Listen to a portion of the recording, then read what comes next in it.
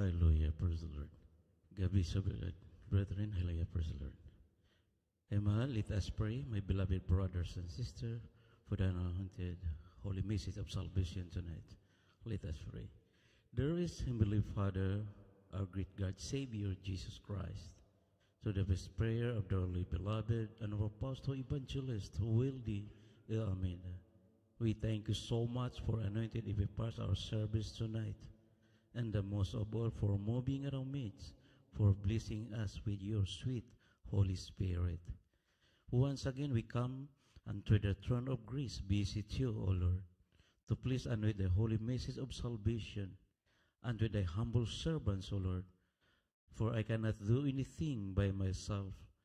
That the hearts of beloved brethren and open their understanding to the truth. Bless them, O Lord. Help me bring forth your holy message of love and power, and unto the word, O Lord, and to bring the power of darkness, demons, and belief. Kasut in Jesus' name we pray. Amen and amen. Everybody say, praise the Lord. The highest praises, worship, honor, thanksgiving to the King of Kings and the Lord of Lords, Almighty, there is Jesus. Double honor and respect to our dearly beloved and our pastor evangelist, Wildy Almeida, in time for our loving God, a blessed good evening po, mga pastor, and the beloved and mga children and their loved ones. And we always remember our dearly beloved, Honorable Stand Pastor Lina C. Almeida. The cherished blessed memories and teaching will be parts of our lives forever. Sa inyo may mahal, beloved brothers and sisters, sa mga beloved preachers na may bahay, mga anak, a blessed good evening. At sa mga beloved webcast viewers, welcome to the royal family of God, and a happy birthday sa lahat sa buwan ng December. Patuloy na pagpapala sa material, financial, physical, higit na pagpapala sa spiritual. Praise the Lord. Mahal, ang ating topic ngayon sa gabing ito, pamagatan natin, a great reason to thank the Lord. Yan pong ating pag-aralan, sama-sama nating alamin sa pamamagitan sa banal na kasulatan. Sa Tagalog, isang dakilang dahilan para magpasalamat sa Diyos. A great reason to thank the Lord. Kindly po pakihanda sa Bible readers, Psalms chapter 61 verse 8 and Psalms chapter 68 verse 19. Pakihanda sa Bible readers. Ang pagpasalamat ay isang mabuting bagay hindi lamang sa maraming tao, kundi higit sa lahat, lalong-lalo na sa pinakamahal na Panginoon. Maganda ang magpapasalamat sa maraming magagandang bagay na natatanggap natin sa ating mga buhay. Para sa atin, hindi masamang ugaliin magpapasalamat sa pinakamahal na Panginoon sa maraming bagay na dapat nating pasalamatan. Sa kabutihan ng pinakamamahal na Panginoon sa ating mga buhay. Kindly po pakibasa sa Psalms chapter 61 verse 8 and Psalms chapter 68 verse 19. From the book of Psalms chapter 61 verse 8. So will I sing praise unto thy name forever, that I may daily perform my vows. Amen. And Psalms chapter 68 verse 19. Blessed be the Lord, who daily loaded us with benefits, even the God of our salvation. Selah. Amen. Amen. Tagalog po, mga awit, kapitulo 61, versikulo 8.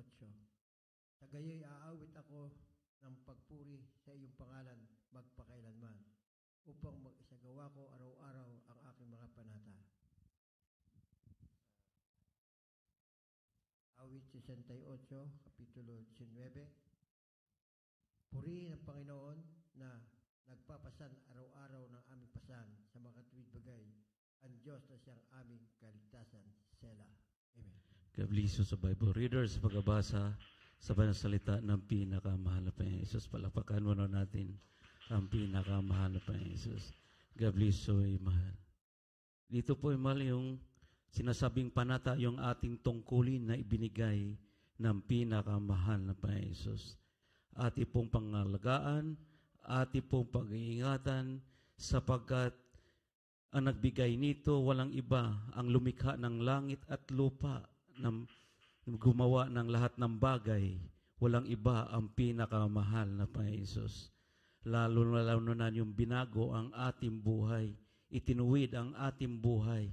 Yan po ay ating pasalamatan sa pinakamahal na Panginoon Hesus, sapagkat ito ay binigay ng pinakamahal na Panginoon Hesus, kaya tayo naglilingkod sa pinakamahal na Panginoon Hesus.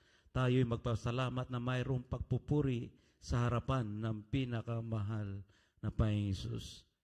Hindi lihim sa atin sa araw-araw, dinadala ng pinakamamahal na Panginoon Hesus ang pasanin natin sa ating mga buhay. Laging nariyan ang pinakamahal na Panginoon Hesus para sa atin. Ang lahat magsabing Amen. Palakpakan muna natin ang pinakamahal na Panginoon Hesus upang ibigay ang tulong ng pinakamahal na Panginoon Hesus sa atin. Kaya naman, maraming bagay na dapat nating pasalamatan ang pinakamahal na Panginoon Hesus sa ating mga buhay. Kung ating titingnan, kung ating iisipin natin ang mga bagay na natanggap natin sa bawat araw, lahat ng pagpapalang mayroon tayo sa material, sa kalakasan, sa hanap buhay, tirahan, trabaho, lahat sa espiritual, higit sa lahat sa espiritual, ay nagmumula sa pinakamamahal na Panginoon Hesus. Ang lahat magsabing, praise the Lord. Palakpakan muna natin ang pinakamahal na Panginoon Hesus. Dapat lamang nating pasalamatan ang pinakamahal na Panginoon Hesus sa bawat araw ng ating pamumuhay. Ito ang mga bagay na nag-udyok sa atin na mag-alay tayo ng pasalamat sa pinakamahal na Panginoon Hesus.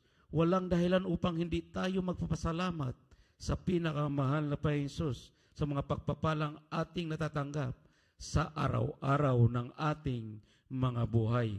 Palakpakan muna natin ang pinakamahal na Panginoon Hesus. Kindly po pakibasa from the book of Matthew, chapter 7, verse 11. Book of Matthew, chapter 7, verse 11. If ye then, being evil, know how to give good gifts unto your children, how much more that shall your Father which is in heaven give good things to them that ask Him. Amen. Amen. Tagalog po, Mateo 7:11. Kung kayo nga, bagamat masasama ay marunong magbigay ng mabuting kaloob sa inyong mga anak, gaano pa kaya ang inyong Ama na nasa langit na magbibigay ng mabubuting bagay sa nagsisihingi sa Kanya. Amen. Palakpakan muna natin ang pinakamahal na Panginoon Hesus. Gabliso sa Bible readers sa pag-aabasa sa banal salita ng pinakamahal na Panginoon Hesus. Ang pinakamamahal na Panginoon Hesus ang nagbibigay sa atin ng pang-araw-araw na pangangailangan. Ang lahat magsabing Amen. Lahat magsabing praise the Lord. Palakpakan muna natin ang pinakamahal na Panginoon Hesus. Pinagpapala tayo ng pinakamahal na Panginoon Hesus sa ating kailangan. Dahil alam ng pinakamamahal na Panginoon Hesus ang kailangan natin sa araw-araw. Kindly pakibasa from the book of Matthew chapter 6 verse 11 and Matthew chapter 6 verse 32 and 33, 31 and 32. Book of Matthew, chapter 6, verse 11 and 6:31 to 32. Give us this day our daily bread. Amen. 31 to 32. Therefore, take no thought, saying, what shall we eat, or what shall we drink, or wherewithal shall we be clothed? For after all these things do the Gentiles seek, for your heavenly Father knoweth that ye have need of all these things. Amen. Tagalog po, Mateo 6:11, alon po sa 31-32. Bigay mo sa amin ngayon ang aming kakanin sa araw-araw. Amen. Mateo 6:31-32.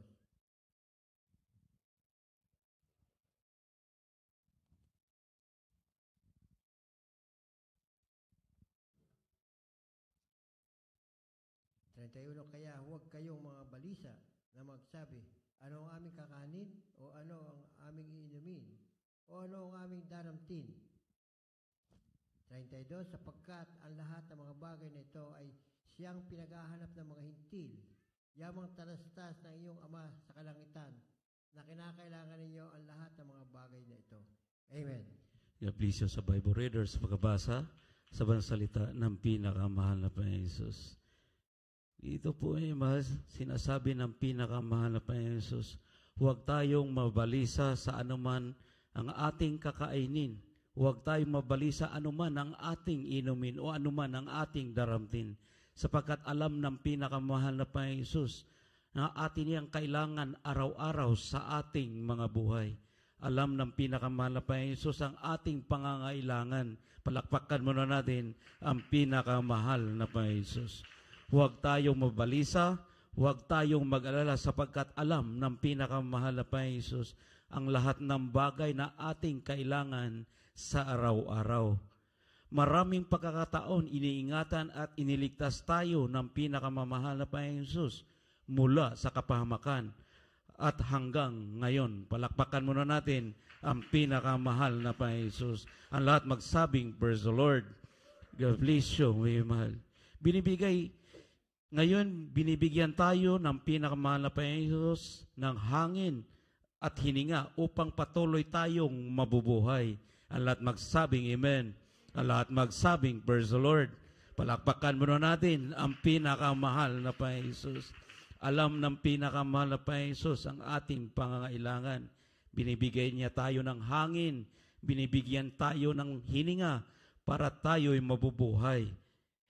Ang pinakamamahal na Panginoon Jesus ay isang kamanghamanghang Diyos at dapat nating purihin at sambahin. Palakpakan muna natin ang pinakamahal na Panginoon Jesus. May malaking dahilan ba para magpasalamat sa pinakamahal na Panginoon Jesus? Bukod sa natatanggap natin mula sa pinakamahal na Panginoon Jesus, bukod sa pasalamat, ano ang magagawa natin para maitumbas natin ang pagmamahal ng pinakamamahal na Panginoon Jesus sa atin? Kahit maranasan man tayo ng pagsubok,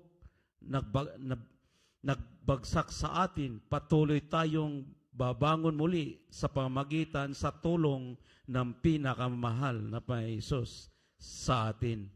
Kaya pakibasa sa Proverbs chapter 24 verse 16. Kaya sa Bible readers. Proverbs 24 verse 16. For a just man falleth 7 times, and riseth up again, but the wicked shall fall into mischief. Amen. Amen. Mga Kawikaan 24:16, sapagkat ang matuwid ay nabubuwal na makapito at bumabangon uli.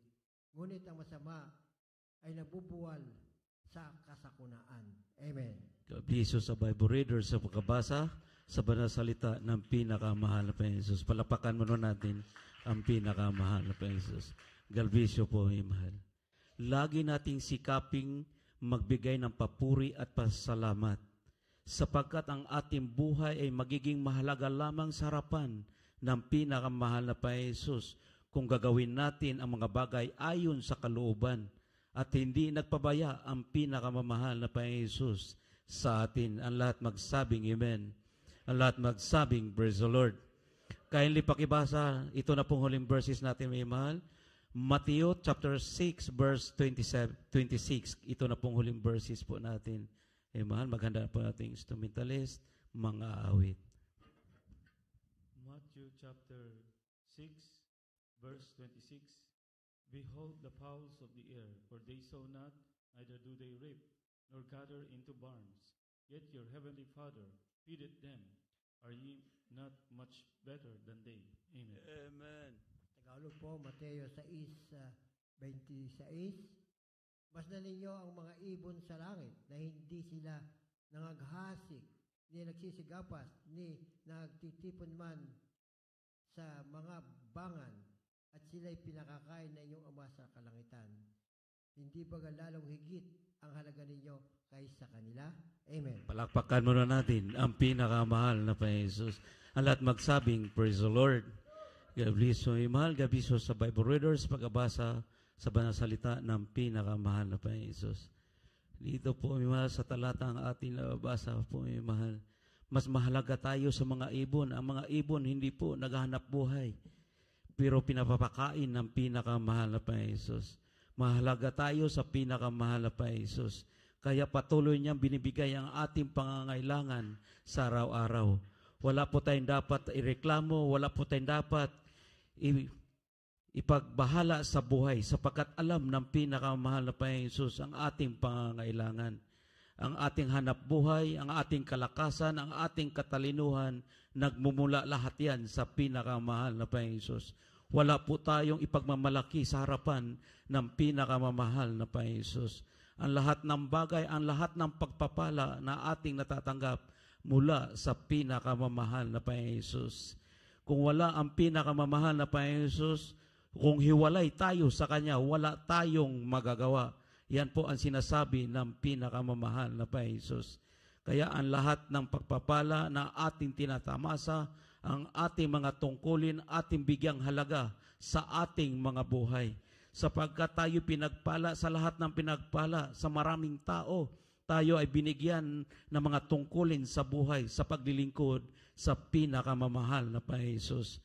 Bigyan natin halaga sapagkat banal ang tumawag sa atin. Palakpakan muna natin ang pinakamahal na Panginoon Jesus. God bless you, may mahal. Dito na po nagtatapos ang ating pag-aaral sa banal salita. Bago natin panalangin at pangailangan, handugan muna natin siya na isang awitin, Give Thanks. Yan po ating ialay at ihandog at panalangin sa pinakamahal na Panginoon Jesus. Hallelujah. Praise the Lord.